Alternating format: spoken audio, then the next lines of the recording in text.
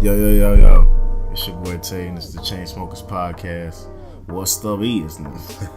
Yeah, what's going on? It's your boy Tyler. You know, we in for another episode. Episode 3, man. Bar for bar, baby. We in here. Yeah. This our third episode. This our third installment. We excited. We on iTunes and shit. We excited, baby. Definitely. Make sure y'all go review, please. For sure. Comment. Let us know what you think, good or bad, please. Yep. For sure. Rolling up this good kush. For sure. For sure. So a lot of shit happened in hip hop since our last episode. You feel me? Yeah, definitely. Nikki came back and responded to Remy. Definitely. But how do you feel about that, bro? Bro, I felt like the tracks that because she released 3, right?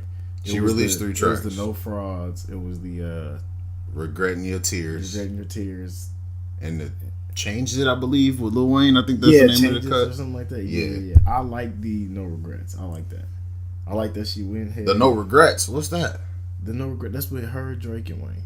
That's No Frauds. Oh, No Frauds. Oh, shit. What did I call it? No Regrets. Oh, That's cool. shit. Same thing. Yeah, same shit. But yeah. You like that? That No Frauds was cool. The beat was cool. The beat was and cool. The whole concept of the song, and then the punchlines that she was bringing about Remy.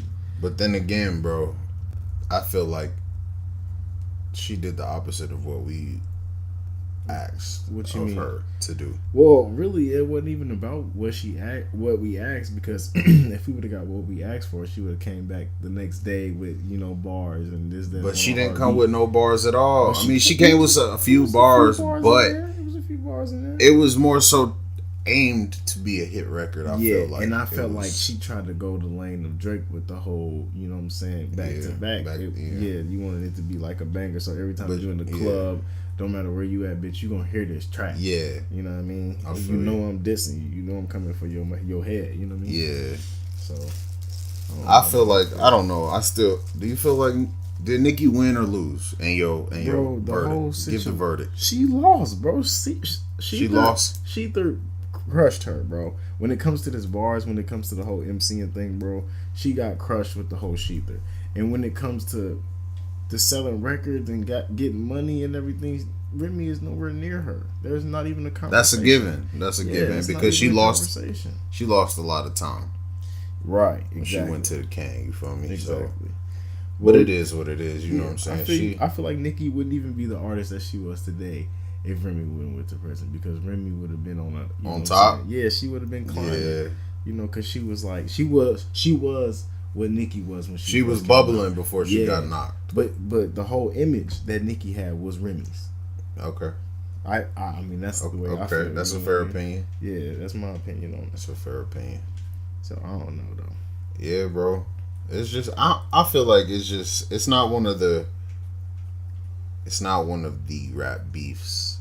Yeah, it's not greatest really rap beefs of all time type shit. Nah. But Sheether is definitely a hard diss track.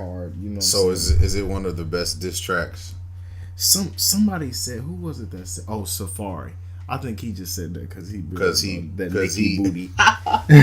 But he said that's one of the most disrespectful diss tracks he's ever. Maybe heard. So, bro. What? Maybe so, bro. Are you serious? She was talking her shit on that. She was, bro. But have you ever heard "Hit 'Em Up"?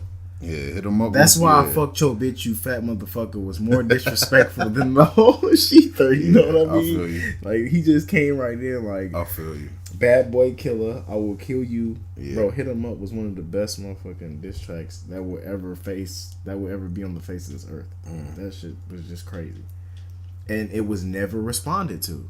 Biggie never responded to Pop because Biggie didn't want that shit. He wasn't with that beef shit, bro. I agree. Biggie was in a whole different lane. I ain't gonna say because it was his friend. Because if you listen to his music, he's about that beef shit. Well, he talked about that beef shit, but with Pac, it was his friend. Right. But anyway, that's besides the point, nigga. We went from talking to Remy and Nikki to talking about Pac and just Big. Because they got to talking about that's the most disrespectful. I just wanted to clear that up. That is not the most disrespectful diss track ever made. It's not. It's just not. It might be top 5. Hell, it might be top 3, and it might even be a whole opinion-based conversation that doesn't really have a clear fact, answer. But either way it go, that is not the most disrespectful diss track. So, for real, with this shit going on, Cash Money, Young Money has been taking a lot of flack these past couple of years. I mean, that's on the Cash Money part. I don't think you can't really blame the Young Money part, because I feel like the Young Money part fell apart because of the Cash Money part. Yeah, because it's an entire entity. Mm-hmm. But Young Money would have been monumental, bro. If he would have kept his whole staff, his whole roster that he had, bro. You think so? And pushed every artist that he had, bro. They would have been monumental, bro. Mm-hmm. Monumental. So, I know you heard that Rick Ross track, Idols Become Rivals. Yes. That is something stupid. Some serious shit to talk about there. Yeah, for real. I feel like that nigga Ross just took it to a whole nother level with this shit. And Birdman ain't gonna let the shit slide. He came through with his own response. Like, I ain't with that whole shit. You ain't gonna just be talking shit about me. He gonna pull up on Ross? Nigga, I got money. Bro, basically his whole response was, I got money. The numbers don't lie. I got money. Yeah. But you got money from yanking people. You got money from robbing motherfuckers. You got money from not paying your artists. You know what I mean? Allegedly. You allegedly my ass, bro. He's been doing this shit for years, bro. He owes a bunch of unpaid royalties to a bunch of artists. His publishing is fucked up.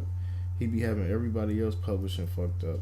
I mean, I don't have nothing to say about it. I'm not in the music industry. I'm not rich. Mm-hmm. I'm not on his status level or nothing like that. But I just wouldn't do no dirty business like that. And then you holding the music, man. You're taking from us. You're taking from the consumers. So you never cared about the music. You only cared about the cash. Because if you cared about the music, you would let the fans have the music. We still waiting on some Lil Wayne. Still waiting on the Carter 5. But that's not his fault. I mean, he said it was going to be a double disc, bro. Hopefully they do bring out some shit. If you think about it, bro, every artist, like big MC that we really love, came out with a double disc. Has been stupid. Yeah. You got Biggie, Life After Death. You got All Eyes on Me. You got like real big artists that do the double disc, and they're like stupid. Yeah. There's a lot of content. You know what I mean? But back to the Ross shit. Yeah. Rather You Than Me dropped.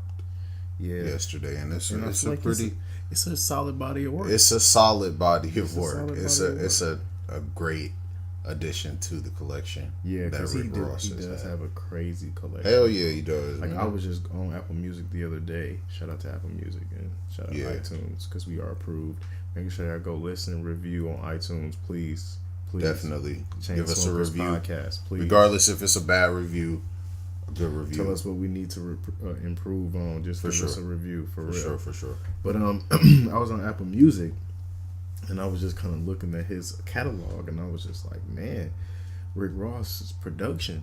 Mm-hmm. Like, he's always had that good he's always had production. And he's always had a good theme for his albums. Yeah. You know what I mean? He's always had good, and his promotion is crazy. The way he promotes, man, that's the reason why Rick Ross is so successful these days, is because he knows how to network, he knows how to promote, he knows how to put himself out there, and that's. You got a favorite track yet? Or from what you've heard? Yeah, it was that Disrespectful track. I call it the Disrespectful track. I don't really know the name of it. The Idols Become Rivals? No, not that one. Not that one. Oh, the one with Future? It was the one with Future, and I think Yo Gotti was on there. And Future says, quote, "Y'all be fucking niggas hoes cause it's easy. I be fucking niggas wives cause I'm greasy." Oh. Now, I don't know if everybody's familiar with the latest news or rumors or whatever you want to call it, but apparently Future was having an affair with Scottie Pippen's wife. Now, that's messy if you ask me. Yeah. That's straight messy, man. Atlanta Housewives type shit. Fuck out of here with that. Atlanta Housewives. Hell yeah, man. Yeah, man. Niggas just need to get some money and play their lane. Bro, I'm telling you, I don't understand how they have this much bullshit in their life. Y'all rich. Right. Like, go be rich somewhere. Be happy. Take your fortune. Take your million. That's only because we civilians, nigga. We don't know what the fuck they got going on. They were civilians too once. But, yeah. You're right. Hell? But anyway, my favorite track, I think, on that new Rick Ross is that. I like that trap. Yeah, I like that. That trap. Yeah. That motherfucker's fire. Featuring, I like his verse on there. Like featuring, featuring Young Thug and Wale. Yeah, Wale. Wale, man. Wale, I feel like Wale can make a comeback. He don't get enough respect, man. He's lyrical, but he can make a comeback. For sure he can, because that's no. I think if he dropped that album, the album about nothing, with the same theme of the mixtape that made him hot, and it couldn't go like he really wanted it to go, then it's a wrap, bro.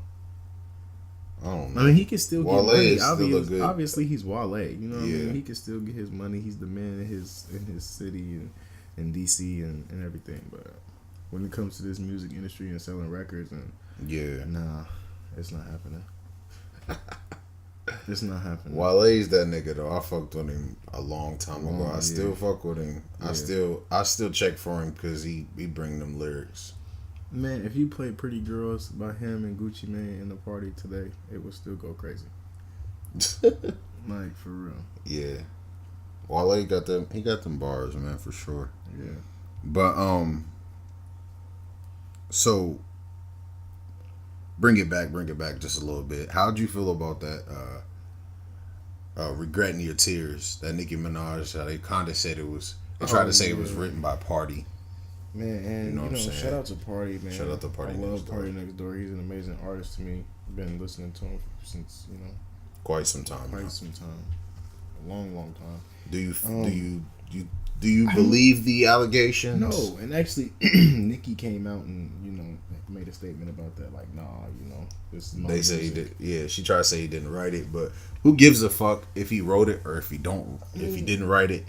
And see, the damn song is ass. I'm not even gonna play around with it, beat around the bush. Right? Yeah, no. You know what I'm saying? I don't feel Nicki with that dance hall up tempo. I'm gonna be honest with you. I didn't listen to the song. I haven't heard. So the song. Why am I talking to you? But I like right.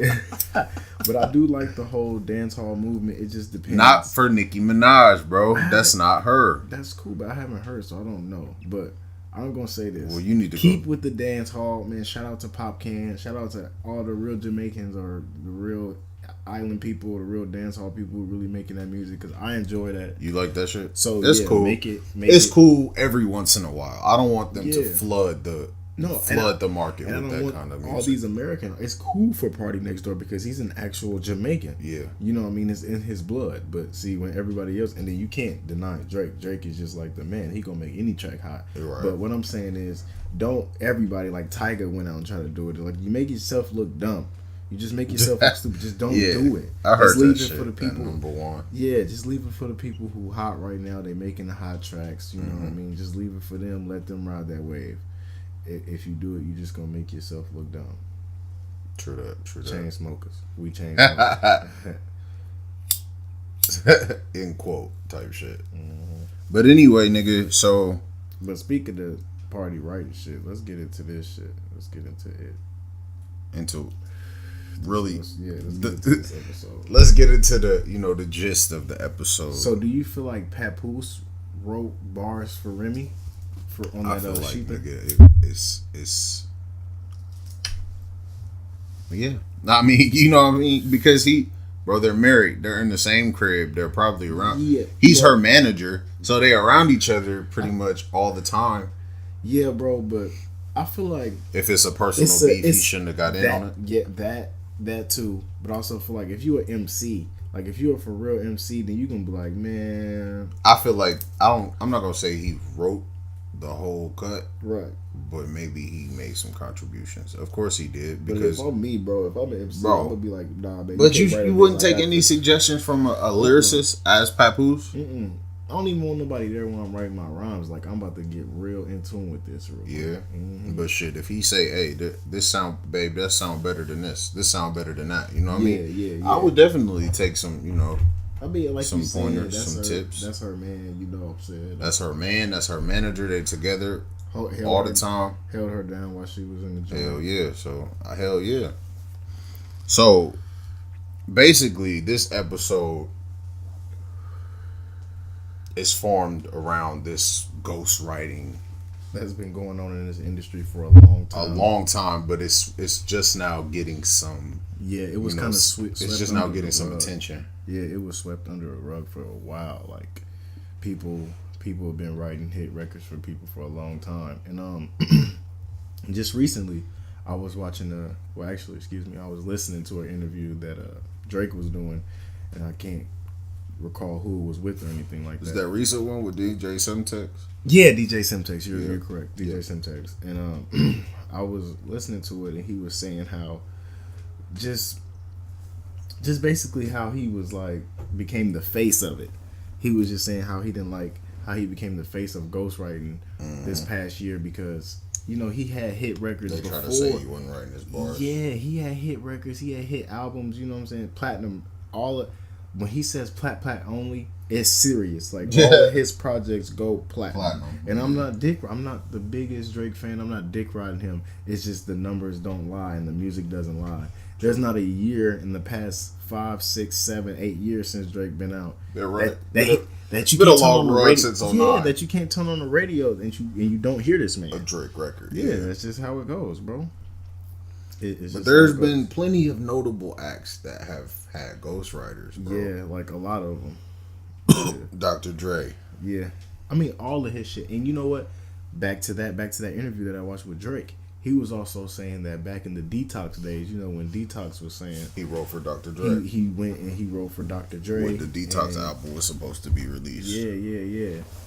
So, I mean, that's cool shit. I mean, I feel like if you've been doing your thing like this for a long time like that, you getting your money and you in your early stages you worked with Dre. Yeah. Like that's top notch right there. Yeah, for sure. Yeah, that's top notch. You should get a medal. Eazy's best friend. Dr. Dre's best friend, Eazy-E, had a fucking ghostwriter. Cute, yeah. Yeah. And Easy and then MC Ren. He didn't write his rhymes. But MC Ren was a dope artist. Hell yeah. People don't respect him. But check this out though, bro. Regardless if those people wrote their rhymes or not, they still had some sort of musical talent, musical sense. So do you feel like does it take away from that artist? Do you feel like since Dre never wrote any of his rhymes, do you feel like it don't take away from him as a artist, a complete artist, because he's a producer. Yeah, he's a crazy who said, "Hey, let me try to do a track." You know what I'm saying? I know that's probably how it came. Right. How it came to be. You can't take nothing from that man anyway. He's a billionaire. Hell yeah, he rich as fuck. Billionaire, so who cares? Yeah, Diddy's in the same boat. Mm-hmm. Diddy's in the same fucking boat because I heard that Big influenced Diddy to be an artist to start rapping. Right. Diddy was a fucking producer. Right. You know what I'm saying? So, but he got into music like it didn't even have to be rap. He came with the artists like Diddy, Dirty Money or whatever. Mm-hmm. Yeah. He also had independent projects. That I think it was called Press Play. That was the album. Yeah, with that Keisha Cole. That Last Night. Yeah, that was fire, boy. Super fire. That's a legendary track, man. Shout out to him on that. That nigga's a gajillionaire. Get your money, Diddy. I'm trying to be like you for real. Yeah, your inspiration, my guy. Yeah, for real. But yeah, it's just ghostwriting. It's just it's a touchy subject for sure. It's a touchy subject. It's like you have. Are there exceptions? Yeah, there's exceptions in places like where you just want to make good music instead of just being an MC. Right. You got to really separate yourself from calling yourself an MC or a rapper or really just like a dope artist that just comes with music. And just say what? I'm an entertainer?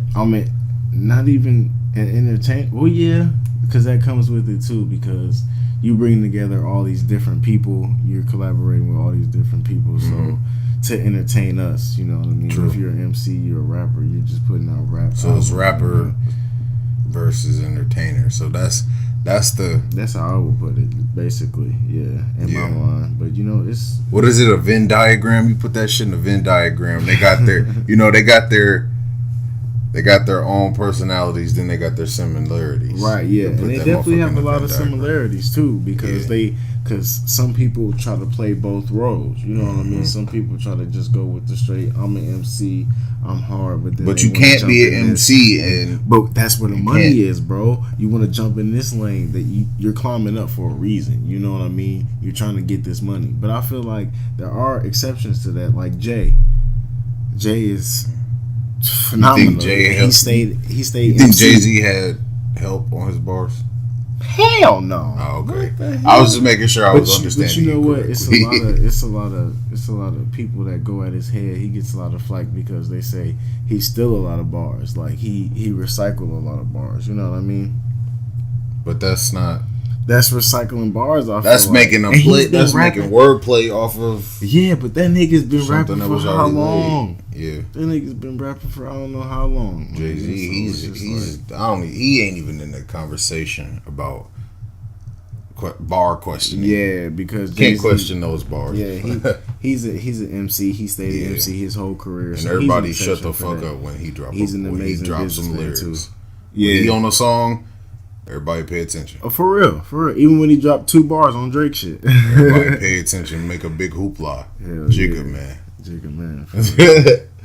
But so this More Life about to drop in like 15 minutes, so we about to go check that motherfucker out. We gonna break the episode. Yeah, we'll come back. Give y'all a nice little review on that. Hell yeah, it's coming up. Special thoughts on that shit. Shout out Drizzy Drake. Yeah, shout out OVO. OVO Sound Radio. Yeah, it's monumental. Yeah, we out though.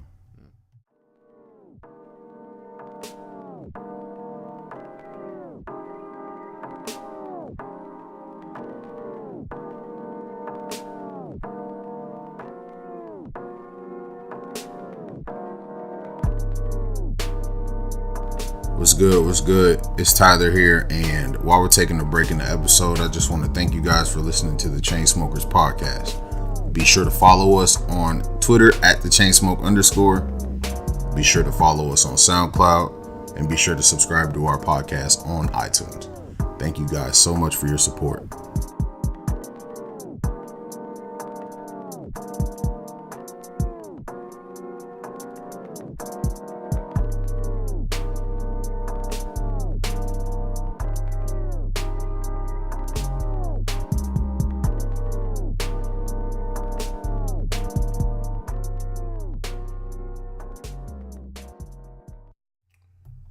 So, we back with this shit, man. The More Life was really a banger. from my first impression of the project, it's a banger. I ain't even gonna stunt. Yeah, I was feeling the More Life project. It was it stopped the world, bro. Like you said, it really It really had the internet blowing up, man. I'm not gonna lie. I pulled it up. Hell yeah. I was out and about, and I still pulled it up. With the swiftness. We was recording the episode and stopped the episode. Yeah. That wasn't planned. Yeah, no, but it really wasn't. We want to give y'all an opinion, our honest opinion on it. It was cool. Yeah, from beginning to end, it's a nice project. I felt you. I felt you in what you were saying when you were like, I want more bars. Like the first few tracks, you was like, okay, this is cool. I like this. Yeah. But where's the bars? Where are the bars? Yeah. And I feel like he delivered on that. Like toward the end, he gave the bars. He dished out the bars. Yeah. I ain't even gonna lie. Back and did his thing on that because I was feeling. And he had some that one with Kanye. Glow. Yeah, that was dope. Classic Drake feel. Classic Kanye feel. I was going to say classic Kanye feel. The production was brilliant. I'm almost sure it was brilliant. Yeah, I'm almost sure that he produced that. Brilliant. Yeah, I was feeling that track. Yeah, and I ain't felt that way about Kanye in a good while. You know how I feel. I feel my way like about Ye. Kanye. I've always liked Ye. Yeah, but hopefully he get back, and if he get back, then I'll come back in and become a avid listener again. Yeah, but this feature really got me back on it too. Yeah, back on the Ye thing. Hopefully this shows more to come. Yeah, for real. For sure. But Drake has some shit. He had them classic Drake feels. He definitely had those. That Teenage Fever. Oh man, yeah, that was great. Lord. Great, that was great. I'm trying to think of the track that I liked. Might get played in the bedroom near you. Oh, that Blim. That Blim? Oh, man. That was the cut. Hey. That was the cut. Teenage Fever might be played in a bedroom near you. You did. Yeah, for real. Yeah. All the tracks pretty much were jamming, man. For sure. He had some nice features on there. Yeah. I was loving the Quavo and Travis Scott feature. That was dope. Hell yeah. That was dope. I was loving the 2 Chainz, Young Thug. Young Thug was on there 2 times. Yeah. Shout out to Thugger. For real, man. Baby. Yeah, man. Shout out to Giggs and Party Next Door, too. Shout out all his features. I was really looking for 21 Savage. Yeah. Or Sneaking. That was a cut. Sneaking, yeah. They just threw it out. That was a cut. But that just goes to show how much heat Drake really got in the cut, though. Yeah. It's like, dang, you looking for heat that should have been on the album. You know what I mean? You like, okay, where is this track? But it's not there. That just goes to show. Yeah. How much heat he got really in the cut. Shout out to Just Drake. This More Life is amazing, bro.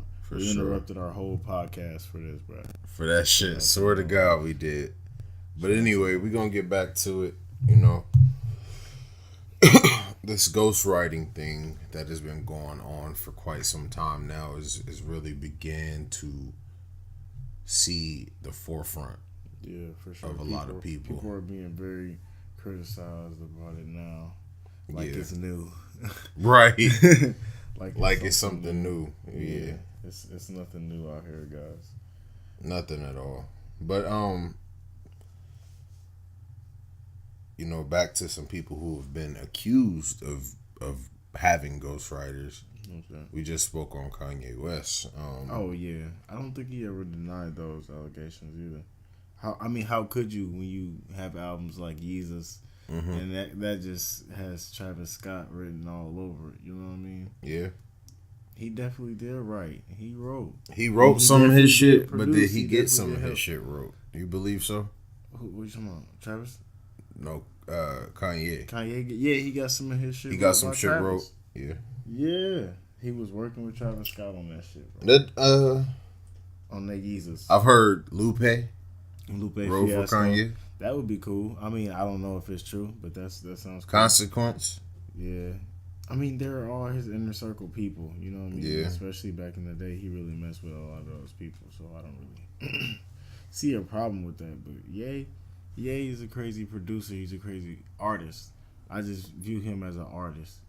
I don't really care if he has a ghostwriter or not. Really. Yeah.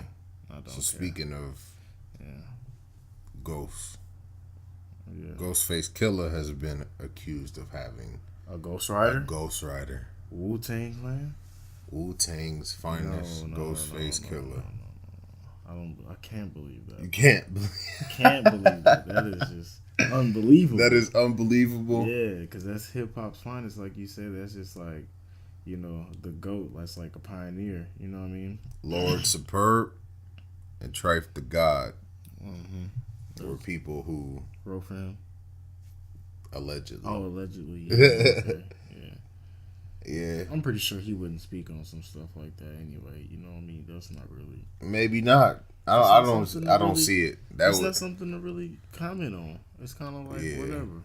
I got my money in here, and I'm out. Hell yeah. I got my money in hip hop. And that legend status. So fuck it. I'm I can still tour if I want to, and still make money off of this. So it's just like, say whatever y'all want. Yeah. Actually, y'all talking about me is getting me paid. So thank you. Straight up. Dipset's finest, Jim Jones. Yeah. He's got accused of having ghostwriters. Yeah, Max B. Oh, for that balling? Balling. Oh, okay. We Fly High, actually. We Fly High. That's the same shit. Well, same shit. You think so? Maybe so. Jim Jones wasn't really He wasn't a rapper. Yeah, he wasn't really the lyrical guy to me. I wasn't really impressed by any of his rhymes anyway. You know what I mean? He was okay. Jim Jones is a legend. Yeah, you can't deny Jones, that. Yeah. But here goes one that will bring a little silence to the podcast. Hey, and just go marinate with you. Lil Wayne. Yeah, that did bring a little silence to the podcast.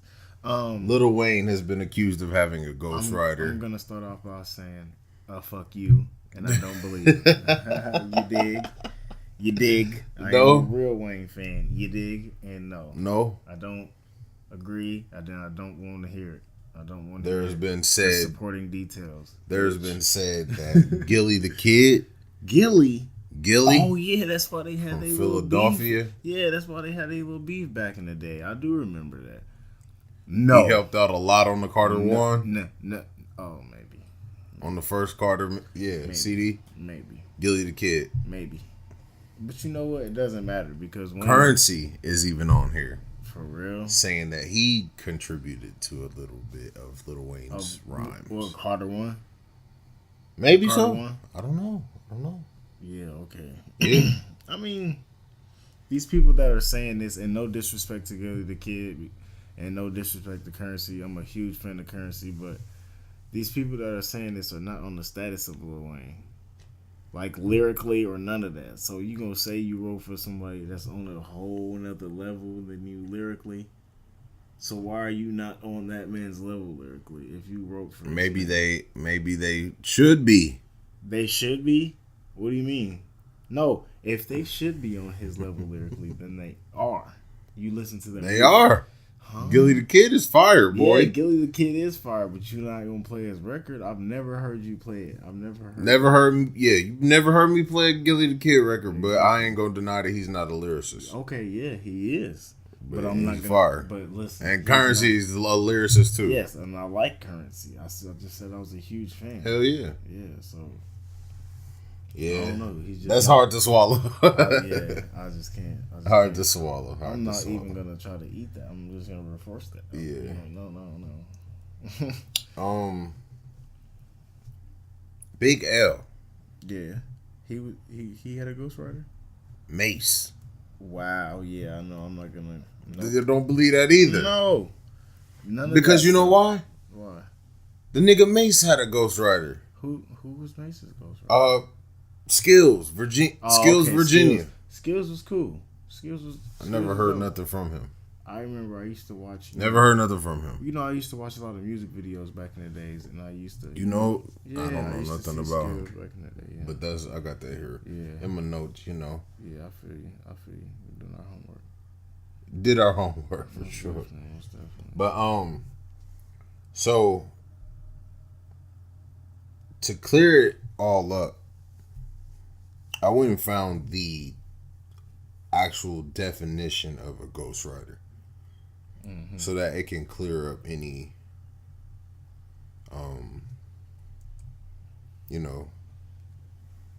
misconstrued. Yeah, you don't want to misconstrue the shit. Yeah, I feel you.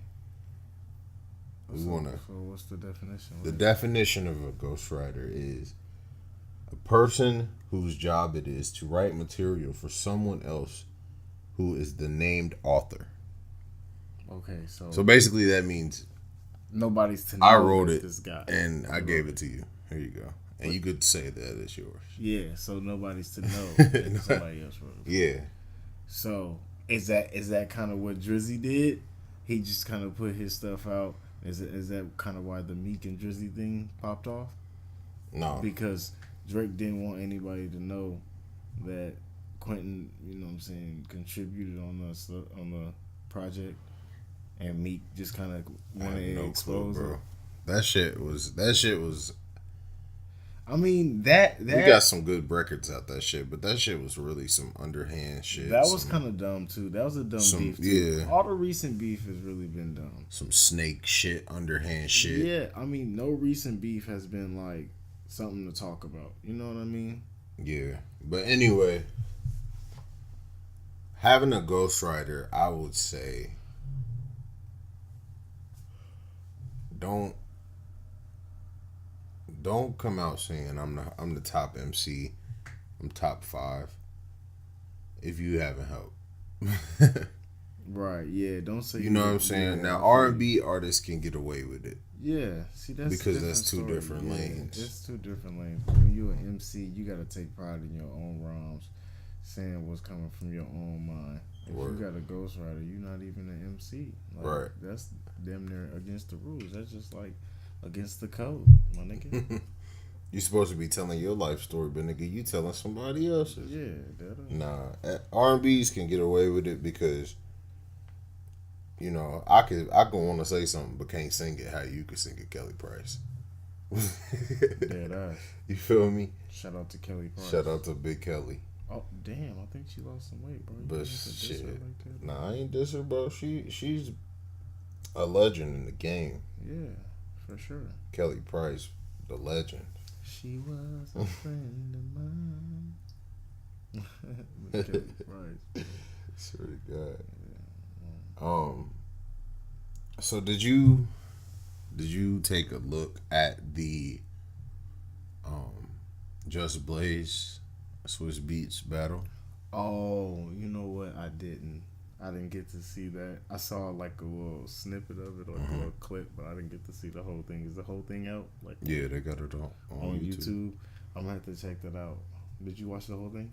Hell no. I wasn't about to sit there and watch 2.5 hours of 2.5 hours of that shit. But mixing? I mean, I can't even lie though, bro. They was going hard back and mixing? forth. Yeah, no, I mean like playing like top hit records. So that they produced. Yeah, Swiss Beats dropped a unreleased record. With who? DMX, Nas, Jigga. Ooh. Someone else is on there. Ooh. That's a track. That's a track. Yeah, that's a track, bro.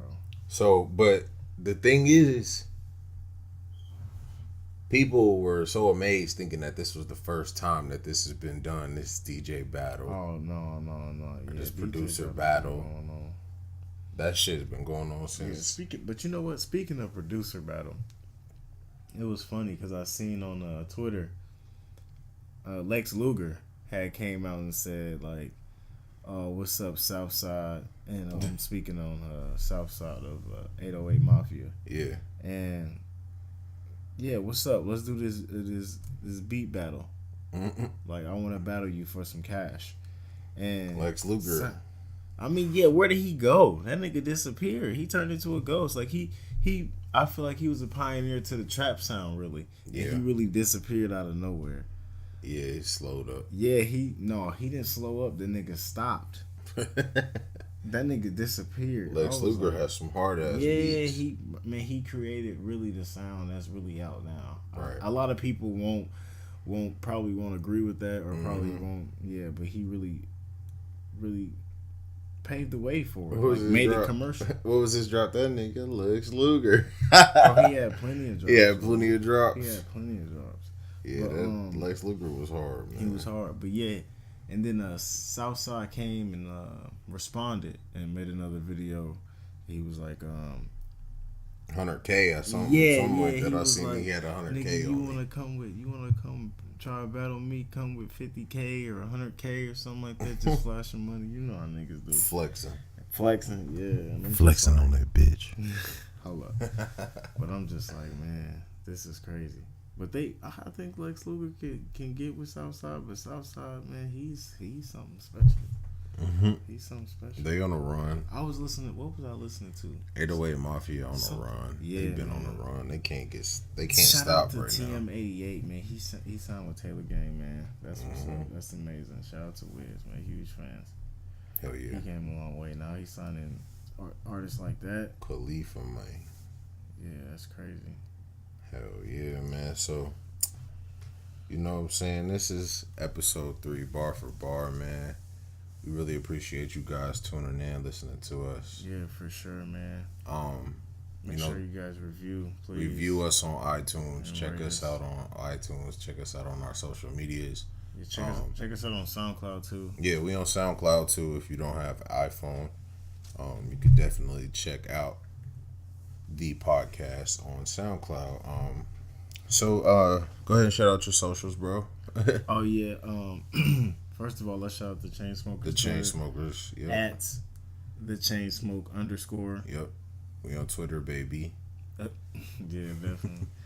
Check me out on Twitter. I'm Tay at Zamborghini _. Spell it out for the motherfuckers who don't know how to spell. If you don't know how to spell, you shouldn't be on Twitter. Get your literacy up. Read. Hooked on phonics, bitch. Read a book, bitch. And you can follow me, Tyler, on Instagram at Swavy, SWAYVII. That's Swavy on Instagram and Twitter. And hit us up, email us at the Chainsmokers Podcast @gmail.com. Yeah, let us know how questions. You feel. You know, suggestions on how we can improve. Yeah, anything for sure. Hell yeah, we definitely would appreciate it. If you guys got music, like if you guys are trying to promote your music, we can listen to it. If we think it's dope, we can, we'll play that shit on the podcast. Yeah, it could be featured. It could anything. Like we want to listen to you guys' music. Like please send in your music. Definitely. Local artists in Indianapolis, send in your music. Anybody, if you're listening anywhere, send in your music. Hell yeah, sure. We fuck with it. And send it to the Chainsmokers Podcast @gmail.com. And we'll be sure to let you know how we feel about it and if we decide that your music is the shit and to put it on our podcast. We fuck with y'all the long way, and we out this bitch. Chainsmokers.